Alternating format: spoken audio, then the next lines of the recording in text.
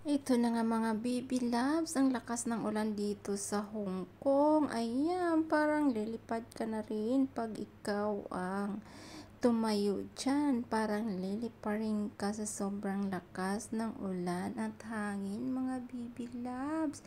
Kaya minsan lang umulan dito sa Hong Kong pero ang lakas naman ito ng hangin mga baby loves. Nakakatakot nga ito mga baby love. Buti na lang ang mga baby loves may silungan dito ang mga kunyang at ito ako mag-isa mga baby loves kaya painom-inom mo lang muna ako ng bar mga baby loves kasi wala akong kasama mga baby loves. Ako lang mag-isa. Gusto kong matulog. Mawala ang aking mga stress sa aking amo. Kaya ito ako ngayon. Patagay-tugay muna tayo ng Carlsberry. Ayan. Carlsberry, hindi talaga ako uminom mga baby loves. Kaso nga lang, kailangan ko ng pampatulog. Ito nga sila, kumakain din. Katapos lang din nila sa trabaho mga baby loves kaya nagpahinga sila at kumakain. Ang mga empleyado dito sa Hong Kong ay itong mga OFW.